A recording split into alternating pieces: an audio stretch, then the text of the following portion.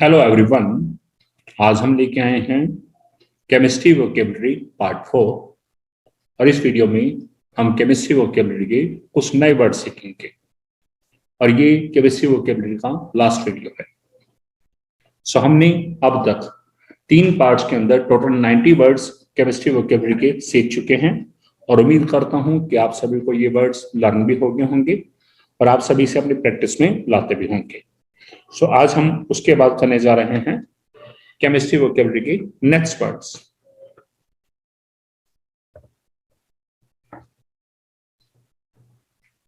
Ninety one. आपने सुना है रासायनिक परिवर्तन। रासायनिक परिवर्तन रासायनिक होगा, केमिकल। परिवर्तन को बोलते हैं चेंज। केमिकल चेंज, इसे बोलेंगे रासायनिक परिवर्तन। अब इसी से बना है रासायनिक अभिक्रिया। रासायनिक अभिक्रिया, केमिकल रिएक्शन। अब रासायनिक अभिक्रिया को जब हम प्रदर्शित करते हैं तो प्रदर्शित करने के लिए हमारे पास 2 मेथड हैं। एक होता है शब्द समीकरण, दूसरा है रासायनिक समीकरण। तो रासायनिक समीकरण है उसे बोलते हैं केमिकल इक्वेशन। और जब हम बात करते हैं शब्द समीकरण की तो शब्द समीकरण को बोलते हैं वर्ड इक्वेशन।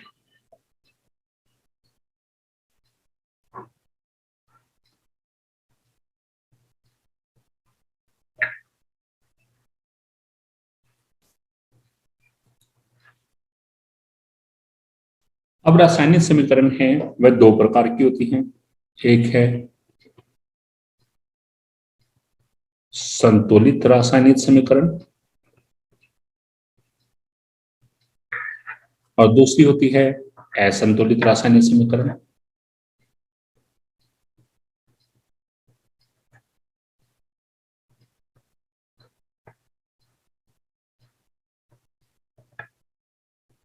संतुलित रासायनिक समीकरण, संतुलित वर्ड संतुलन से आया है।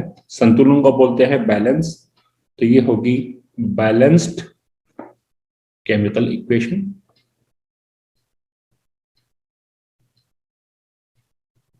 और अगला है असंतुलित रासायनिक समीकरण। असंतुलित को बोलते हैं अनबैलेंस्ड केमिकल इक्वेशन।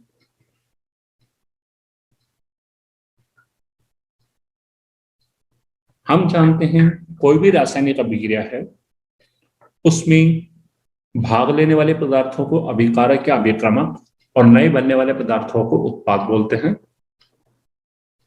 तो अभिकारक या अभिक्रमक ये क्या है? वे पदार्थ जो रासायनिक अभिक्रिया में भाग ले रहे हैं इन्हें हम बोलते हैं रिएक्टेंट, REACTANT।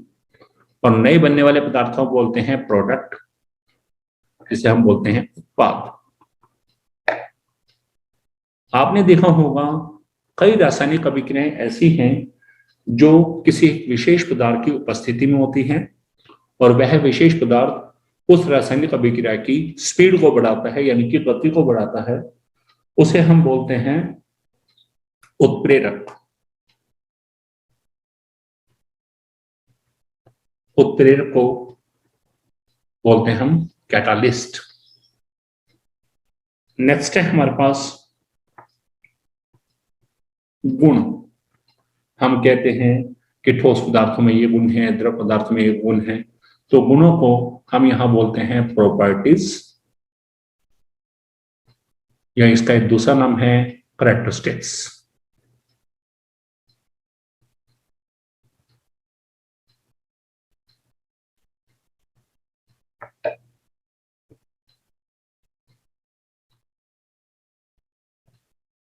कैरेक्टरिस्टिक्स में CHARACTERI कैरेक्टरिस्टिक्स,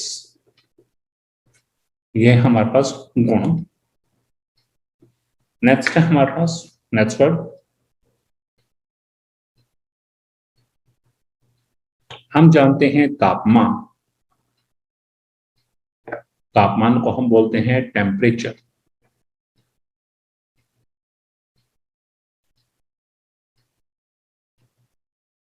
नेक्स्ट है हमारे पास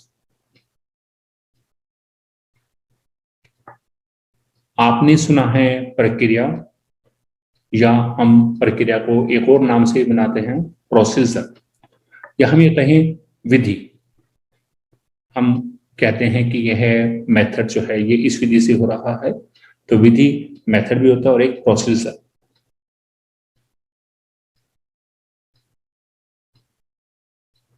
किसी कार्य को करने की विधि को प्रोसीजर बोलते हैं। हमने पढ़ा है ऊर्जा के बारे में, ऊर्जा को बोलते हैं एनर्जी, और एक होता है ऊष्मा, ऊष्मा को बोलते हैं हम हीट। नेक्स्ट है हमारे पास विद्युत धारा, विद्युत धारा को हम बोलते हैं इलेक्ट्रिक करंट।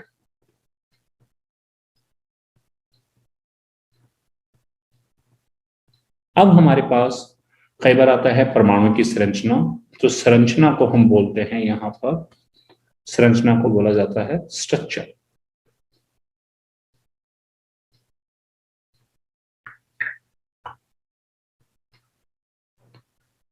नेक्स्ट है हमारे पास, हम कहते हैं किसी पदार्थ की मात्रा, मात्रा को हम बोलते हैं अमाउंट। अब एक आता है किसी विलयन की सांद्रता, सांद्रता को हम बोलते हैं कंसंट्रेशन।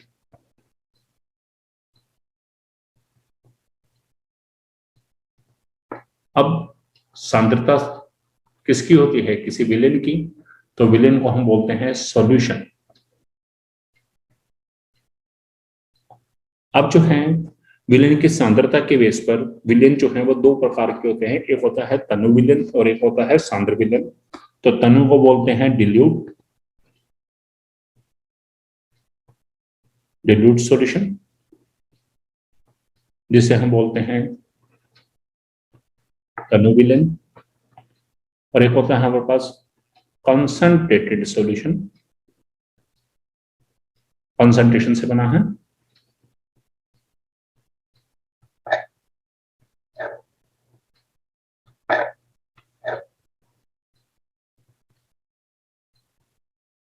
इसे बोलते हैं सांद्र विलयन। जब डिल्यूट सॉल्यूशन है उसमें जल की मात्रा अधिक होती है और हमारे पास विलय पदार्थ की मात्रा कम, जबकि कंसंट्रेटेड सॉल्यूशन में उल्टा होता है, यहाँ जल की मात्रा कम होती है और विलय पदार्थ की मात्रा अधिक होती है। इसी तरह से सॉल्यूशन और भी दो टाइप का है, एक होता है अनसैचुरेटेड सॉल्यूशन,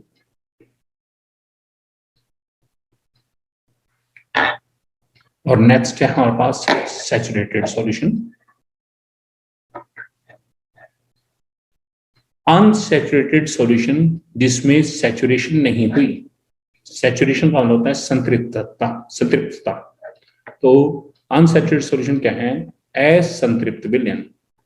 क्या होता है असंतृप्त विलयन, और सैचुरेटेड सॉल्यूशन है संतृप्त विलयन। तो संतृप्त विलयन या असंतृप्त विलयन होते क्या है, जब किसी विलयन में हम विलय पदार्थ और अधिक मात्रा में डिजोल्व ना कर पाए, इस मतलब जितना मैक्सिमम डिजोल्व होना है, जितना मैक्सिमम घुलना है, ये जितना घुल जाए, और उसके बाद और अधिक मात्रा डिजोल्व ना हो सके और अधिक मात्रा ना घोली जा सके, तो ऐसे विलयन को बोलते हैं सैचुरेटेड सॉल्यूशन यानी कि संतृप्त विलयन। और जिस विलयन में विलय पदार्थ की मात्रा घोली जा सके और अधिक घोली जा सके उसे बोलते हैं असंतृप्त विलयन। मान लो हमारे पास एक गिलास पानी है, उसके अंदर हमने 2 चम्मच चीनी की डाले और उसे घोलने की कोशिश की, घुल गया। अब यदि हम तीसरा डालना है, यदि वो फिर भी घुल रहा है, तो इसका मतलब वो विलयन कैसा है, असंतृप्त। और मान लो 2 चम्मच के बाद यदि हम तीसरा चम्मच डालते हैं और वो चीनी घुलने की बजाय नीचे तरी में बैठ जाती है, तब वो विलयन कैसा है, संतृप्त विलयन यानी कि सैचुरेटेड सॉल्यूशन। नेक्स्ट है हमारे पास एसिड बेस। एसिड को बोलते हैं अम्ल, बेस को बोलते हैं क्षारक। अब एक हमारे पास होता है इंडिकेटर। इंडिकेटर होता है इंडिकेट करने वाले पदार्थ, यानी कि सूचना प्रदान करने वाला पदार्थ, उन्हें बोलते हैं सूचक। एक है हमारे पास एक्वस सॉल्यूशन। एक्वस सॉल्यूशन क्या है? एक ऐसा विलयन जिसमें जल जो है वो विलायक के रूप में प्रयोग हो रहा है। इसका मतलब जब हम किसी पदार्थ को जल में घोलते हैं तो उस समय बनने वाले विलयन को एक्वस सॉल्यूशन, या इसे हम ये बोल सकते हैं जलीय विलयन, जलीय विलयन कहते हैं। एक है हमारे पास लवण। हम जानते हैं लवण, हमने सुना है अम्ल और क्षारक मिलते हैं तो वो क्या बनाते हैं? लवण और जल। उस क्रिया को उदासीनीकरण अभिक्रिया कहते हैं और लवण को हम बोलते हैं साल्ट। नेक्स्ट हमारे पास है